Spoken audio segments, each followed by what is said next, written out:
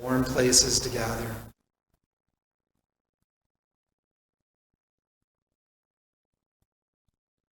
Maybe facing this time with a bit of trepidation, perhaps even anxiety.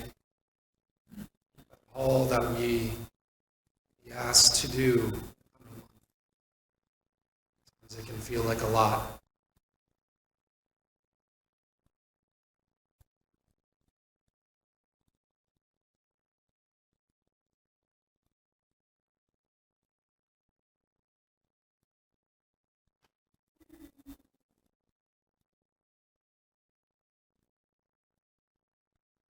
Season, I would ask you to be gentle with yourselves.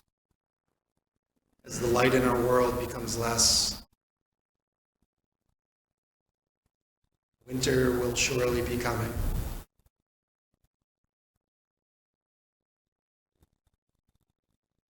Let us remember spaces like this that help to nurture us, console us, and hold us no matter how we're feeling. For all of your feelings are worthy. All of who you are is worthy.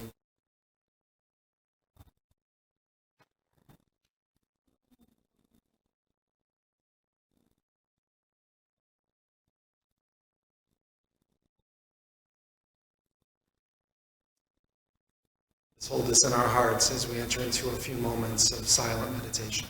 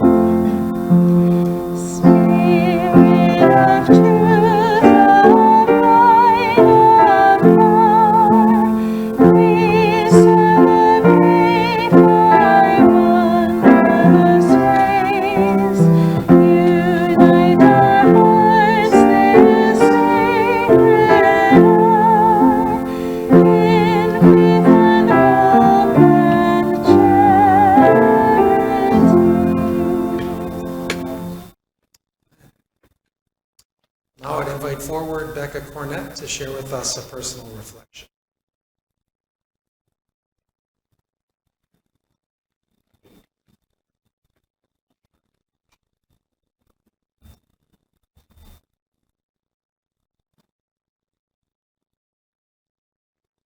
After the birth of each of my 3 children, I dealt with a range of emotions. Our firstborn, Jack, was severely colicky, so we didn't sleep much for a very long time. When John would leave for work and I would picture the empty day in front of me, I often felt overwhelmed, frightened, and lonely. Once we figured out what was behind the colic, everything turned around, and we settled into the chaotic but happy rhythm of parenting. When Rachel was born, she was an amazing sleeper and far less fussy, but she was also born a day after my dear sister-in-law died in a mountain climbing accident. so emotions were running extremely high for the beginning of her life as well. But again, with time, things settled into a rhythm and life moved on. With Sam's birth in 2003 came the usual flood of emotions. Although I was getting a lot better at knowing how to mother a newborn, it was a challenge to get used to having 3 little kids.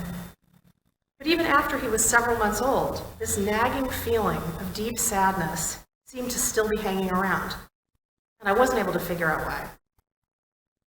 Looking back, I'm fairly sure this is when my depression started, but I sure didn't know it then. My depression started fairly small and grew so gradually over time, it took me a very long time to even realize what was going on. I always found a reason to justify my sadness. It's hard having 3 kids. My job is stressful. I'm overweight. Maybe I'm just not a good person. This went on for more than 4 years. I never talked to anyone about it. Not John, not my friends, not anyone in my family. It wasn't until I was sitting Shiva for my dear Uncle Bill in late summer 2007 that it finally hit me. One of the speakers talked about how my uncle woke up every day excited to see what the day would have in store. I realized I couldn't think of the last time I had felt that way. I spoke with my primary care doctor about it, though still not John. I was being hard on myself, thinking I just needed to snap out of it. She tried to convince me to have the same compassion for myself that I would have for someone else in my position. A couple months later, I finally worked up the courage to tell John about it. I remember that I didn't even use the word depression. I talked about how I didn't feel the same spark I used to feel. He was, of course, completely supportive and compassionate and encouraged me to seek professional help, which I finally did. I found a wonderful therapist and psychiatrist and was diagnosed with severe depression and anxiety. I received treatment consisting of a combination of talk therapy and an antidepressant. The first several weeks were so raw. I would cry myself to exhaustion during my therapy sessions and barely make it home afterwards in the car. But with time and practice, it got easier and I started to feel better. I'm still in treatment. While it's been years since I've had a talk therapy appointment, it's probably getting to be time for me to go in for a tune-up. I still take an antidepressant daily, which means I have an appointment with my psychiatrist several times a year. Most days I feel pretty okay, but some days I don't. It took years for me to admit to myself that I had depression, more time after that to admit it to others, and more time after that to finally seek treatment. Over time, I became more and more comfortable talking about it. I'm hopeful that by talking about it, I might be able to encourage others to get the help they need. Thank you, Becca. Now I'd invite up Bill Wyans to share a poem with us.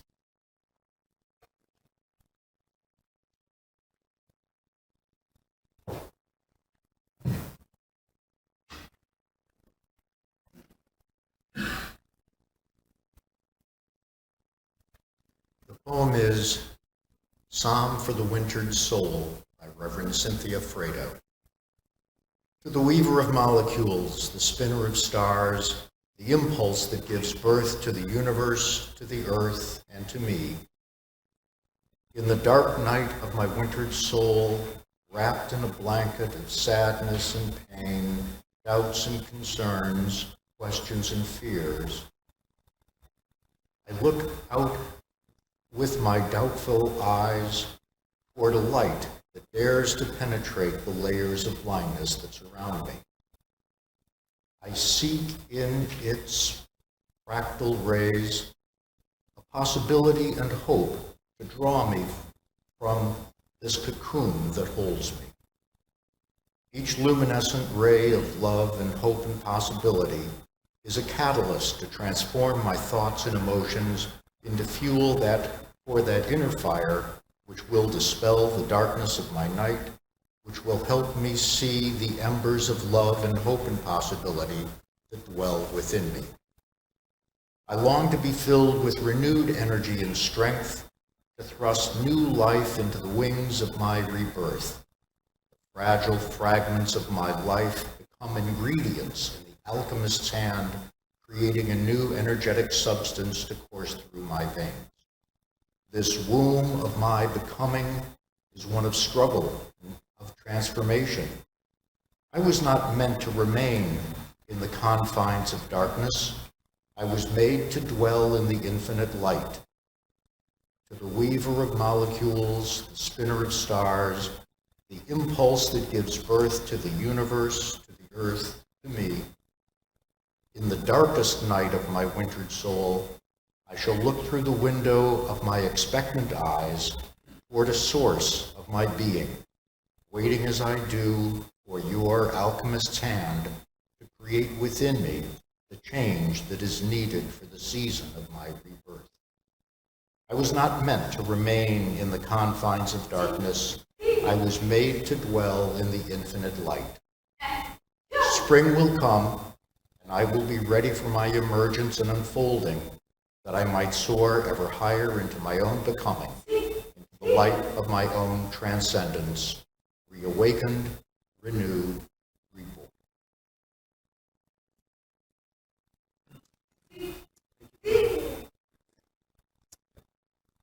Well, friends, I hope you also had a wonderful Thanksgiving as I did. We this year hosted 14 people at our home in Quincy. Gave us a good excuse to update some of our dining room furniture, which was very, very old. We gathered and we told stories, we played games, we ate way too much food we're still eating every meal. We laughed. All around, it was a wonderful Thanksgiving.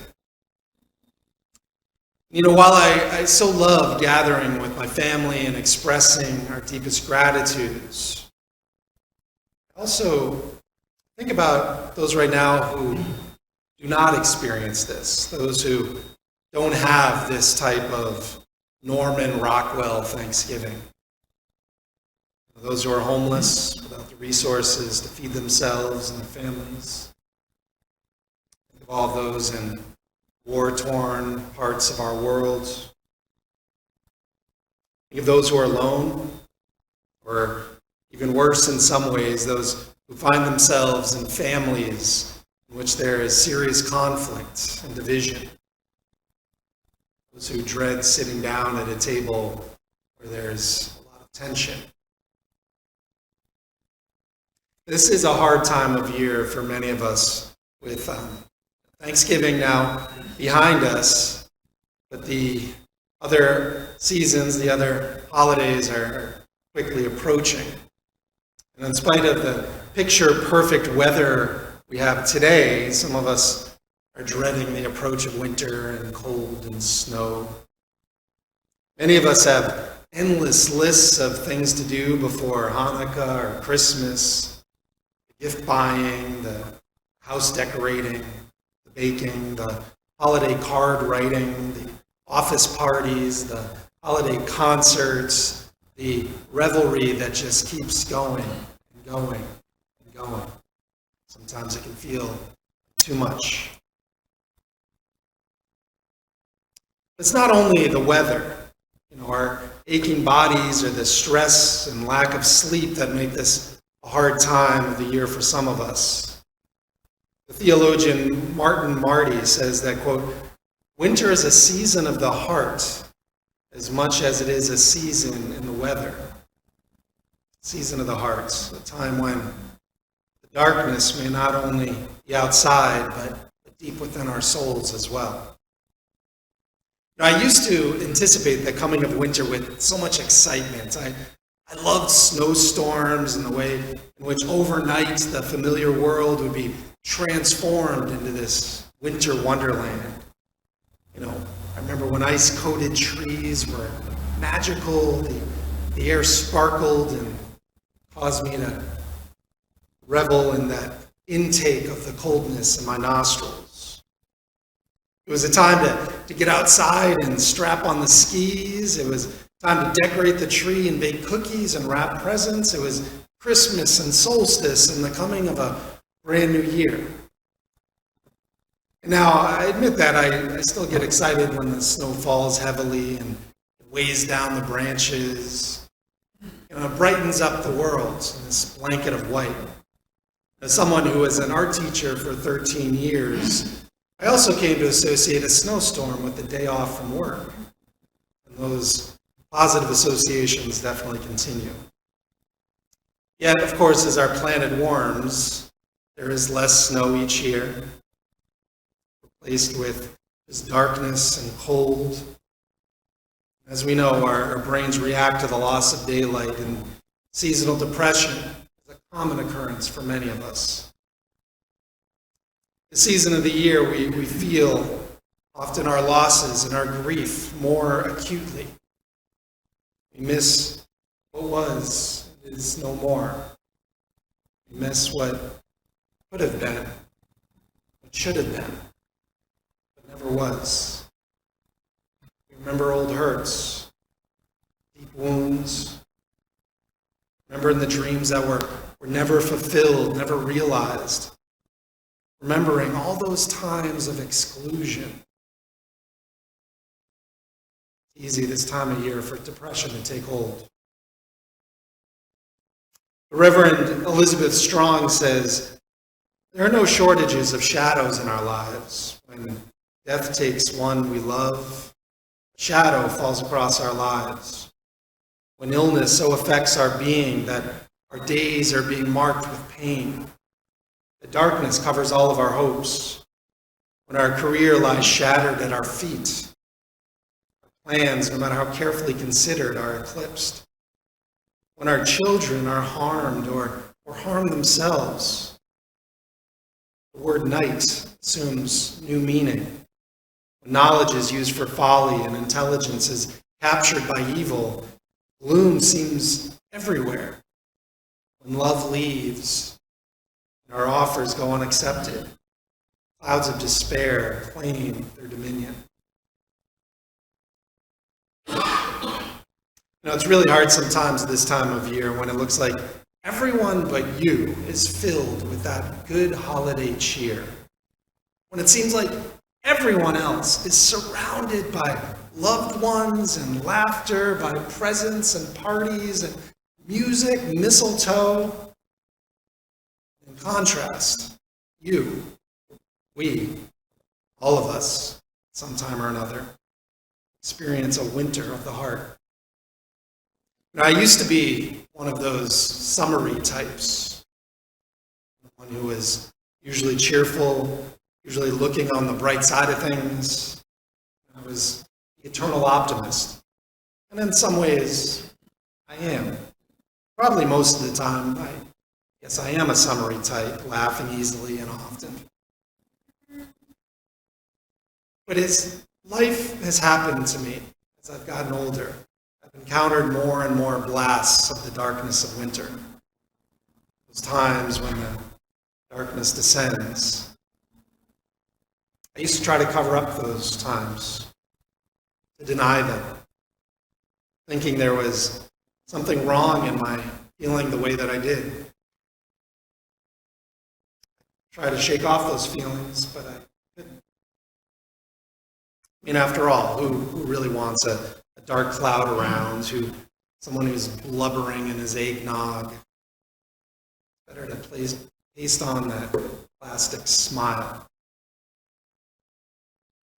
Someone who's been diagnosed with bipolar disorder, what I discovered is that doesn't work for long. If I was to be authentic, I could no longer pretend that darkness did not fill my soul sometimes. I wonder, has anyone here seen Jordan Peele's award-winning film, Get Out?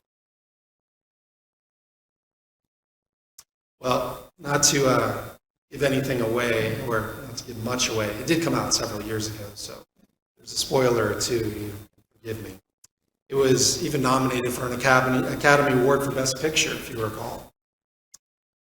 Well, there's this scene when he is sitting in a chair and is hypnotized. He falls into what is referred to as the sunken place. This scene, it's strikingly crafted, and it has his soul falling through the floor, below his body, floating in nothing but darkness and despair. He's unable to escape and return to his body. Meanwhile, we see his body is still sitting in that chair, this panicked look on his face, and tears streaming down his cheeks. Really a terrifying scene. When I watched that scene, it reminded me of how I feel sometimes when I'm going through my periods of depression. I feel sunken below my body, not able to participate in life in the way I would like to, frozen, trapped, that artificial smile on my face, trying to get through the day, just waiting and hoping and praying for my soul to return, for the darkness to lift. I used to think I was unusual in these feelings, but after serving as your minister for over 4 years now, I know that many of you in this congregation go through similar periods of darkness.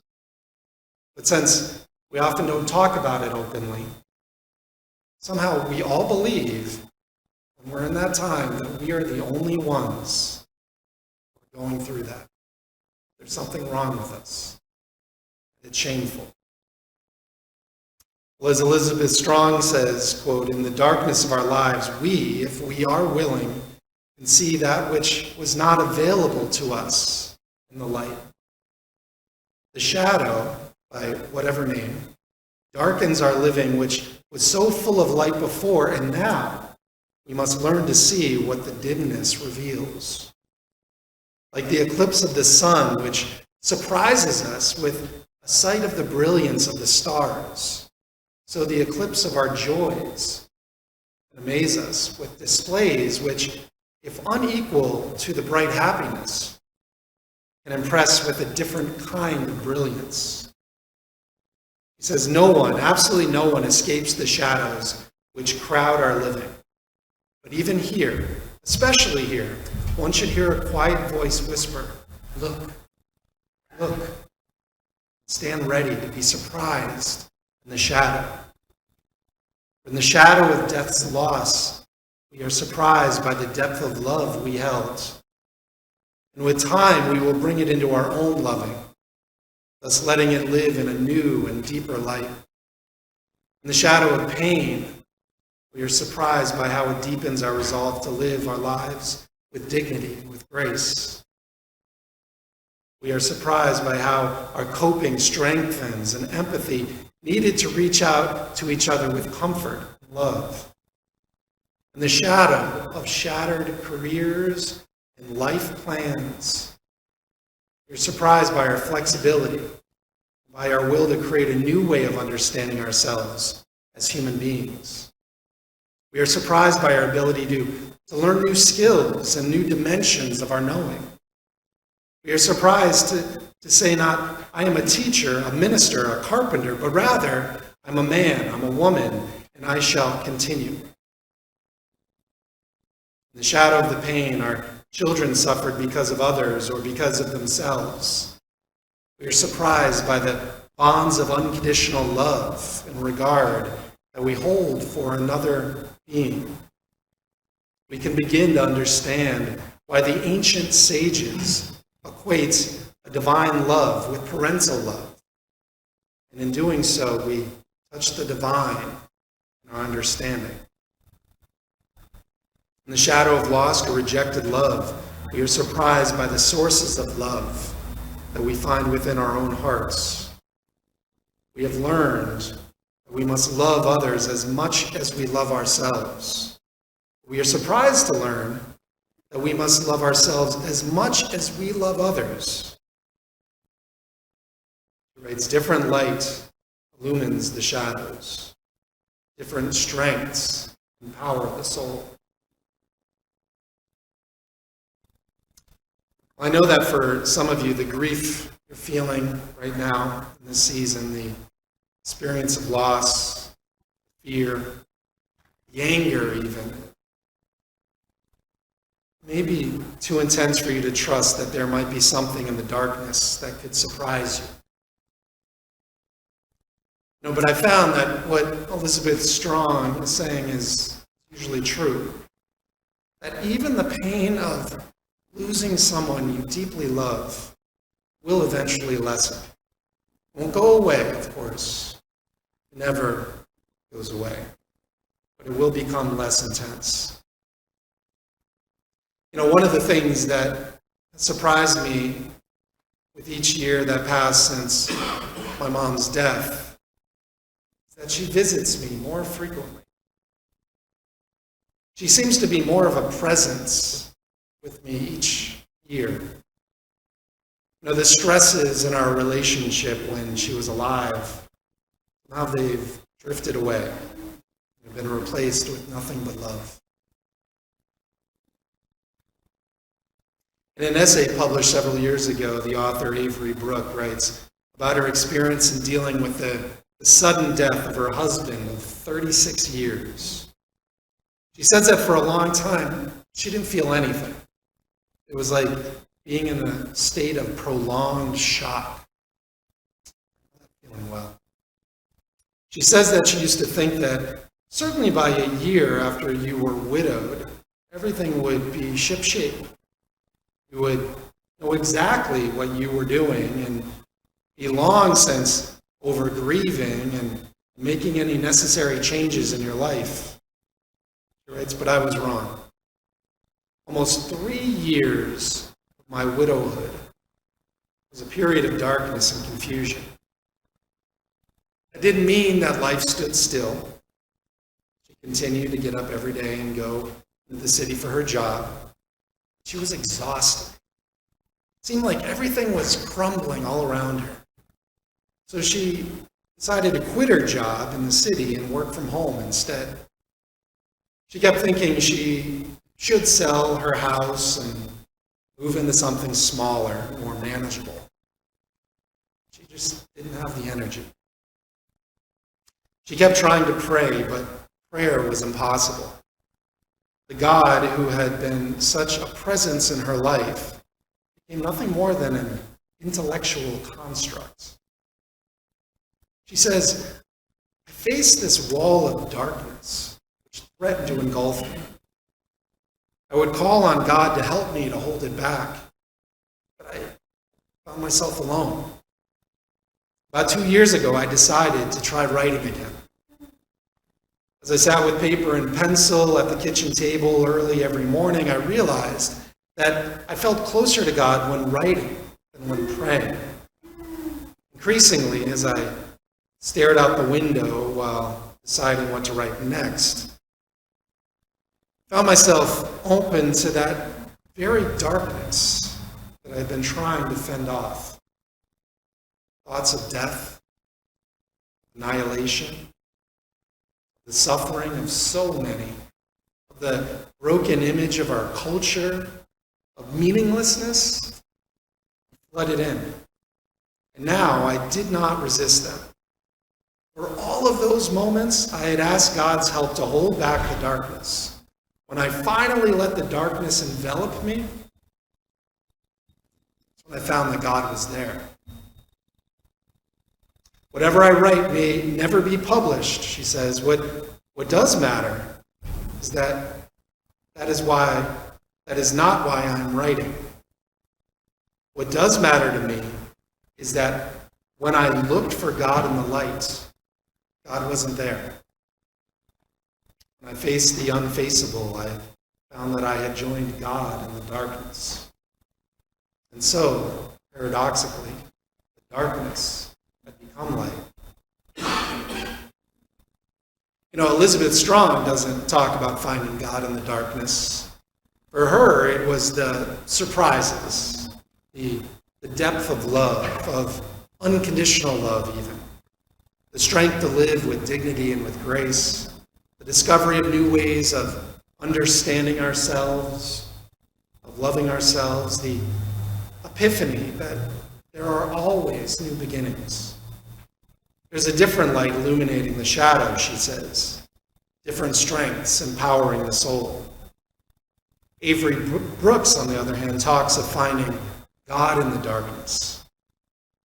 Elizabeth Strong finds surprises there. Perhaps Perhaps they're both talking about the same thing. Different words, similar experiences. Now, I have found over the years that when I try to resist the darkness, I'm not really pushing it away. I'm really stomping it down tight within myself, walling it up.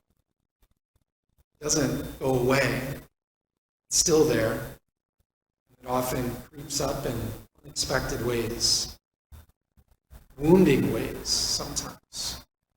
Make me feel angry, bitter.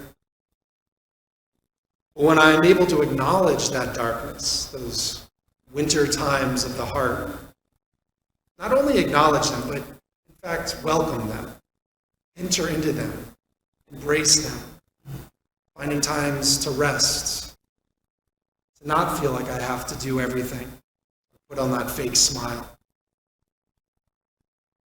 Those times I find that something there is waiting for me, welcoming me. Perhaps it's God, even we use that name. But something is there. Because somehow, in the depths of the darkness, something eventually will start stirring, I've found.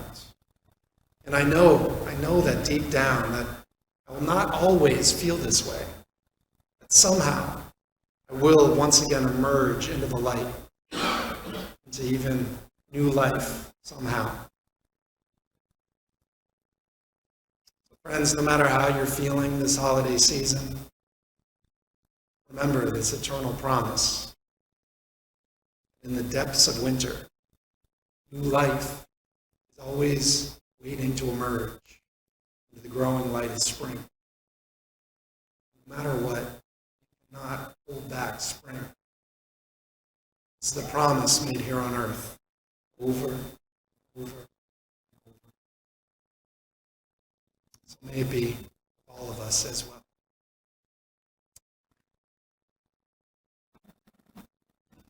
Now I would invite forward Duncan Glover to introduce the morning's offering. Thank you, Rev Dave. So last Thursday, Louise and I celebrated Thanksgiving at home with our daughter Leah and a friend from the South Shore. And sitting before the dinner table, I felt gratitude for all the blessings in my life. My wife, our children, our grandchildren, a roof over our heads, good food, and relatively good health over the years. And here today, I feel grateful for the blessings of this congregation. We worship together peacefully, freely. We share our experiences, and we help those who are less fortunate than us.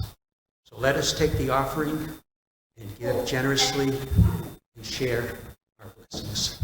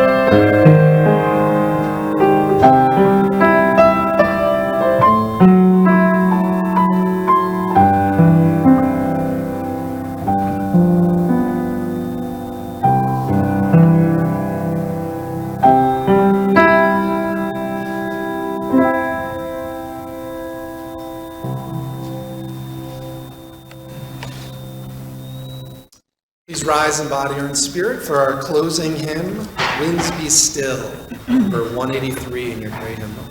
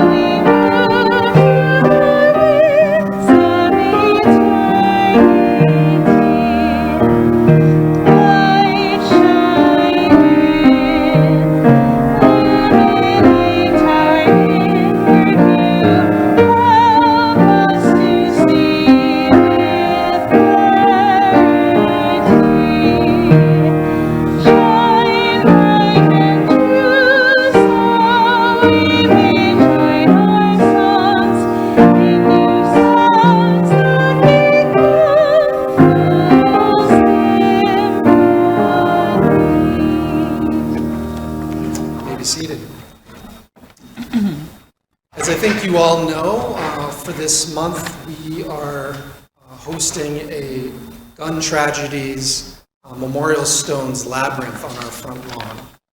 And as we will do for each Sunday, we will be adding to it. Because tragically, each week that passes, there are more mass shootings happening across this country. So as the recessional music begins, I would ask that we recess out the front door. And you'll notice on the table back there are additional stones for the mass shootings that have occurred this last week.